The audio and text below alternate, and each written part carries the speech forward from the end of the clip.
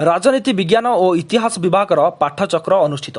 गंजाम जिला जगन्नाथ प्रसाद ब्लॉक अंतर्गत स्थानीय आंचलिक डिग्री महाविद्यालय परिसर में राजनीति विज्ञान और इतिहास विभाग मिलित आनुकूल्य भारत पाकिस्तान संपर्क शीर्षक पाठचक्र आलोचना अध्यक्ष श्री सनातन साहू सभापतित्व अनुष्ठित हो जाइए। एथिरे कवि सम्राट उपेन्द्र भंज महाविद्यालय भंजनगर अध्यक्ष डॉक्टर नीलांचल मुनि एवं तेंतुलिया शासन देवस्थान महाविद्यालय बीडीपुर प्राक्तन अध्यक्ष डॉक्टर श्यामा प्रसाद मिश्र साधारण व्यक्ति भाव जोगदे भारत पाकिस्तान मध्य संपर्क तथा जम्मू काश्मीर धारा 370 और 35 क उच्छेद विषय आलोकपात करथिले। अध्यापक डॉक्टर प्रमोद कुमार चौधरी स्वागत भाषण सहित अतिथि परिचय प्रदान करथिबा बेले इतिहास और राजनीति विज्ञान विभाग सम्मानित छात्री शिवानी पंडा धरित्री राउत सदर्भ पाठ करथिले।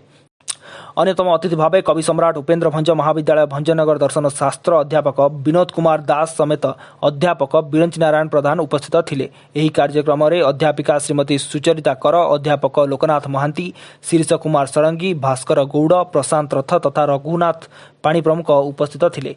एही कार्यक्रम में डीईओ सरोज कुमार नायक समेत अन्यान्य कर्मकर्ता सहयोग करथिले। अध्यापक विभूतिभूषण प्रधान समस्त को धन्यवाद अर्पण करथिले। जगन्नाथ प्रसाद गोपीनाथ साहू, आरटीवी ओडिया।